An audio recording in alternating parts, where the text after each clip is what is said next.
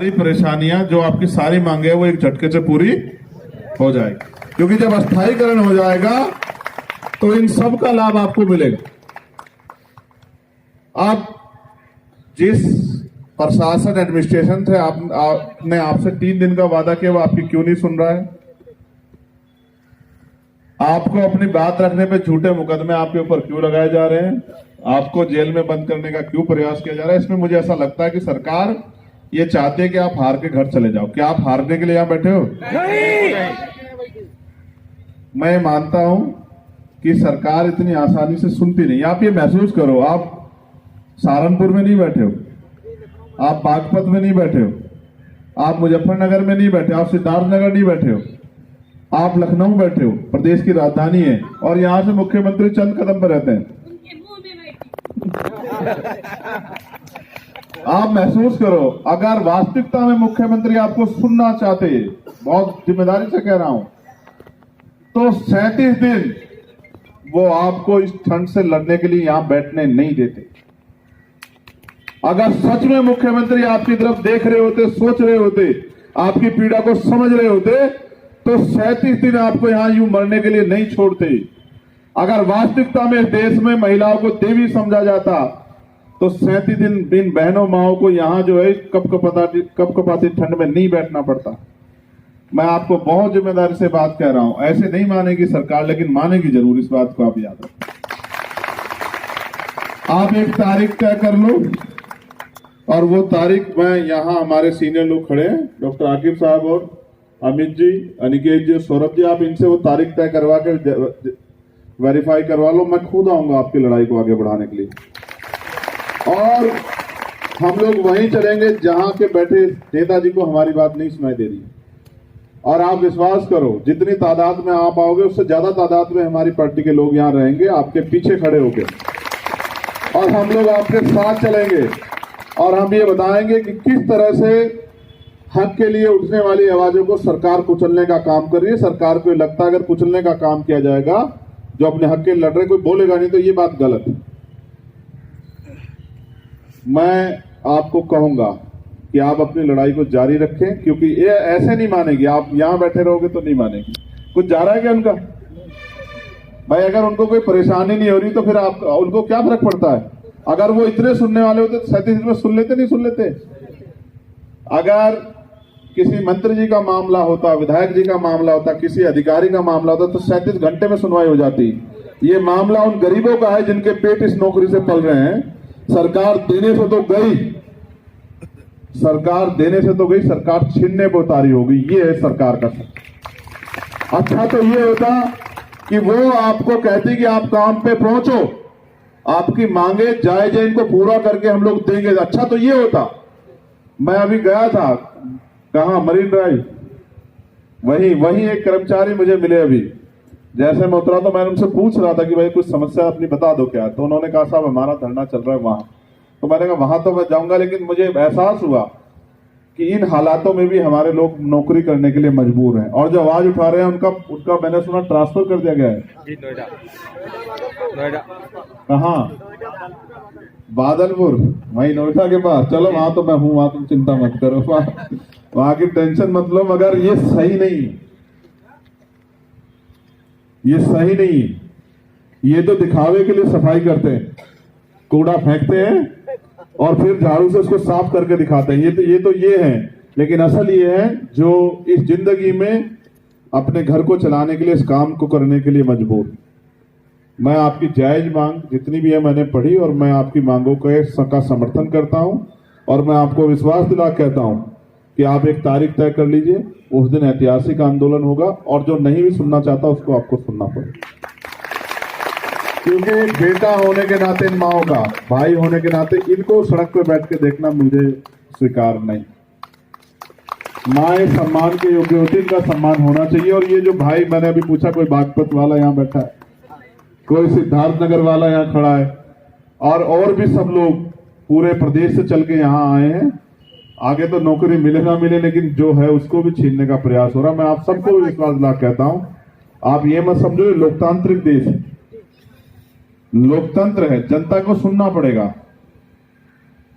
आपकी मांग सुनी जाएगी, आप विश्वास करो। बस एक दिन मजा तब आएगा जब सब लोग, क्योंकि देखो कहते ना कि दरख्तों के कटने का किस्सा ना होता, कुल्हाड़ी में लकड़ी का हिस्सा ना होता। अगर हमारे लोग गैर जिम्मेदारी ना करें तो ये सरकार एक दिन में आपकी बात मान लो। आप तारीख तय कर लेना क्वेश्चन और बता देना, मैं वादा करके कहता हूं उसी दिन हल हो जाएगा। और मैं आज के बाद जहां भी जाऊंगा, रोज मेरी सभाएं रहती है उत्तर प्रदेश में, कहीं ना कहीं मैं मीडिया के लोगों में हर दिन आपके मामले को उठाने का काम करूंगा। रोज सरकार से सवाल पूछूंगा कि जो स्मारक समिति लखनऊ है उनका, उनके बच्चों के पेट का निवाला काट के उनकी मेहनत की कमाई से 800 करोड़ रुपए का आपने घोटाला किया। आप अपने आप को ईमानदार कहते हो और वो लोग सड़कों पर बैठे हैं और आप लोग यहाँ बड़ी बड़ी बातें कर रहे हो। तो ये जो झूठ है, इस झूठ को बेनकाब करने का काम भी आज के बाद हम लोग करें। मेरा पूरा समर्थन आपके साथ है। आप सौरभ जी से बात करके तारीख तय कर लेना। और अनिकेत जी यहाँ खड़े, मैं विश्वास लगा कहता हूँ उसी दिन सरकार को पता लग जाएगा कि कर्मचारियों के साथ हम सब लोग खड़े। आपके लिए मंगल काम है, आपके हौसले की दाद देता हूं। ये देश वो है जिसमें शहीद आजम भगत सिंह पैदा हुए, जिन्होंने हंसते हंसते फांसी का फंदा चुमा। आजादी ऐसे नहीं मिली भाई, बहुत कीमत चुकानी पड़ी। आज हम आजाद हैं, आज हम यहां बैठ के अपनी बात रख पा रही है। अधिकार हमें संविधान ने दिया है। ये राजतांत्रिक देश नहीं है कि राजा जो चाहेगा वही होगा, वो होगा जो जनता चाहेगी। आपके पैसे से चलता है देश, आपके पैसे चल रहा है प्रदेश। आप भले 26,000 रुपए की नौकरी करते हो, लेकिन आप जो टैक्स देते हैं उसी से चलता है प्रदेश। मुख्यमंत्री नहीं लाते जेब से पैसे, मंत्री जी नहीं लाते जेब से पैसे, आपकी मेहनत की कमाई से जो आप कमाते हैं उसका 90% इसी प्रदेश में खर्च होता है व्यवस्था के रूप में। आप जो पैसा खर्च करते हो किसी भी इंस्टीट्यूशन के जरिए, चाहे आप किराए में खर्च करो, सामान खरीदने में खर्च करो, कपड़े खरीदने में, ये जो तमाम टैक्स लगे हुए हैं वो पैसा जो सरकार, उससे सरकार चलती है। हमारा पैसा इधर से भी खा रहे हो घोटाला करके, और हम जो टैक्स में दे रहे हैं उसको भी खा रहे हो, लेकिन हमारी तरफ नहीं देख रहे। तो ये सरकार हमारी तो नहीं हो सकती। बाबा साहब अम्बेडकर को मानने वाला हूं मेरी बहन। बाबा साहब ने कहा किसी भी समाज की तरक्की या किसी भी देश की तरक्की उस देश में रहने वाली महिलाओं की तरक्की से मैं मापता हूं। जितनी उस देश में महिलाओं की तरक्की हुई है, मैं मानता हूं उसी देश में उतनी तरक्की हुई। अगर महिलाओं के चेहरे देख के वेतन कटने लगा है, इसका मतलब महिलाओं को भारतीय जनता पार्टी के लोग अशुभ मानते हैं। तो फूक दे जा सारी महिलाएं, ना महिलाएं रहेंगी ना जनसंख्या पैदा होगी। नहीं, देखो ऐसा है, ये तो प्रकृति ने दुनिया का सबसे अनमोल तोहफा दिया है इस दुनिया को। प्रताड़ित कर रहे हैं भैया। इनसे डरो मत ना। ऐसे अगर वीरांगनाएं डर जाएंगी तो फिर क्या ये हमारी बहन, नाम क्या है तुम्हारा? बिंदु। परसों पीड़ा से ज्यादा पीड़ा होगी क्या ये? बहुत पीड़ा है भैया। मैं क्या पूछ रहा हूँ, जब वो महिला जो ऐसे पुरुष पैदा करते हैं जो अपने आप को अहंकारी तानाशाह समझने लगते हैं, वो उसी महिला के पेट से तो जन्म लेते हैं ना। समझती है, महिला कमजोर नहीं होती और वो अशुभ नहीं होती है। महिला जो है उसी से जन्म लेता हर इंसान। अगर मैं खड़ा हूं तो इसलिए खड़ा हूं, मेरी मां ने जन्म दिया है। जो महिलाओं को अशुभ मानता हो, जो महिलाओं को बुरा मानता हो, वो व्यक्ति नीच हो सकता है। महिला अशुभ नहीं होती। मैं फिर ये कहना चाहता हूं, उन्होंने गलत कह दिया तो आप अपने आप को क्यों सोचने लगी? सोच नहीं रहे भैया, फिर भी लड़ रहे हैं और लड़ेंगे। लड़ो, बिना लड़े कुछ मिलता है क्या? लड़के ही आदमी पेट से भी बाहर आता है। अगर लड़ाई ना हो तो पेट में ही मर जाए, समझ लियो। जब पैदा होता है और जब तक जीता तब तक संघर्ष है। मैं अपनी बहनों से कहूंगा हौसला रख के लड़ो। आपसे भी आग्रह करूंगा, आप जीतना चाहते हो ना, आप देखो पहले तो यूनिटी बना के रखो। ये मेरा नहीं, आपका आंदोलन है, याद रखो। किसका आंदोलन है ये? मैं इसको अपना आंदोलन नहीं बनाना चाहता, समझ रहे हो? वरना कल वो लोग कहेंगे कि हम तो उनकी वजह से नहीं कर रहे हैं। मैं तो करवाना जानता हूं ना। मैंने यहाँ 69 शिक्षक भर्ती के बच्चे अभी बाहर बैठे हैं, मैंने उनकी भी 6800 लिखते रिलीज करवा दी थी, लेकिन फिर इस निकम्मी सरकार ने उनका अधिकार छीन लिया। मैं सरकार को जानता हूँ, लुटेरी है। एक तो लुटेरी होते, एक तो होते चोरी करने वाले, एक होते लुटेरी डकैती करने वाले। वो सरकार है ये। वो 6800 बच्चे वहां बैठे हुए हैं, 6800। उनसे पूछो उनके परिवार से, वो इनके दफ्तरों पे जाते तो लाठियां खाते हैं, अपमानित होते हैं, क्योंकि दलित पिछड़े वर्ग के हैं तो गालियां खाते हैं, उठा के फेंकते जाते हैं, उनको मुसीबतें होती है, वो यहाँ लड़ते रहते हैं। मैं उनके हौसले को देखता हूँ, लेकिन ये सरकार ऐसे निकम्मी सुनती नहीं। इसलिए कह रहा हूं, पहले तो यूनिटी बनाओ, अपनी एकजुट रहो, गलतफहमी मत पैदा होने दो। आंदोलन इस तरह टूटते हैं, ठीक है? अपने निजी हित को छोड़ के पूरे अपनी ये, तुम इसको अपनी कम्युनिटी मानो, कर्मचारी कम्युनिटी, इसके अधिकारों के लिए लड़ो मिलके। और फिर मैं विश्वास से कहता हूं, आपसे 4 गुना संख्या में हम लोग आपकी मदद करेंगे जब आप अपनी लड़ाई को लड़ने के लिए तैयार हैं। और यही नहीं करेंगे, पूरे उत्तर प्रदेश में करेंगे, हम पे संगठन है, पूरे देश में संगठन है, हर जिले पे कर देंगे हम। बस आप लड़ने का मन बना के आगे बढ़ते रहो। मेरी मंगल कामना, और अच्छे साथी हैं आपके साथ जो लोग इस लड़ाई को लीड कर रहे हैं। इधर रुक जाओ, अब लगवाना नारा। अगर ऐसी आवाज रहेगी तो कौन सुनेगा तुम्हारी आवाज? हैं? ऐसी आवाज सुनेगा कोई? तो जोर से आवाज आनी चाहिए ना। ये रुक जाओ, खड़े हो जाओ बिंदु बहन, खड़े हो जाओ। अब लगाओ नारा, बहुत तेज तेज बोलते ना, हिम्मत करके लगवाओ इसी को।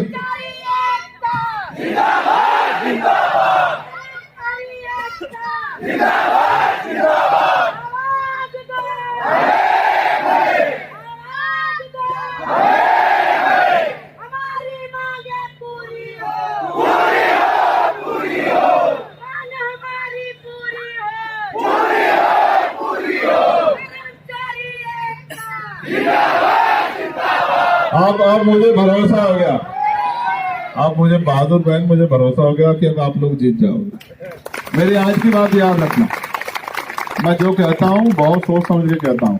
मैं लड़ाई भी उनकी लड़ता हूँ जो अपनी लड़ाई खुद लड़ते हैं। जो अपनी लड़ाई खुद नहीं लड़ते ना, उनकी लड़ाई कोई लड़ ही नहीं सकता। पहले आदमी को अपनी लड़ाई खुद लड़नी पड़ती है। आप अगर 37 दिन ना बैठते, कौन आएगा आपकी मदद करने के लिए? जब आप 37 दिन से बैठे हैं तो लोगों को विश्वास होगा कि आप लड़ोगे, क्योंकि अक्सर ऐसा हो जिनकी लड़ाई लड़ने जाते हैं वही घर चले जाते हैं।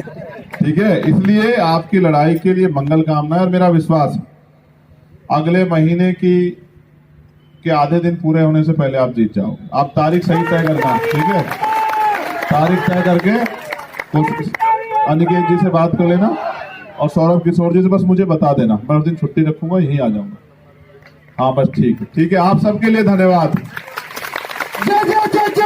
हिम्मत करके लड़ो। लहरों के विपरीत जो है वो जिंदा लोग तैरते हैं, लहरों के बहाव में मुर्दा बहते हैं। आप जिंदा हो इसलिए यहाँ बैठे हो, इसलिए दम लगा के लड़ो, घबराना मत। आपकी एक की नौकरी नहीं जाने दूंगा, वचन देके कह रहा हूँ। ये बात मेरी वचन से याद रखना।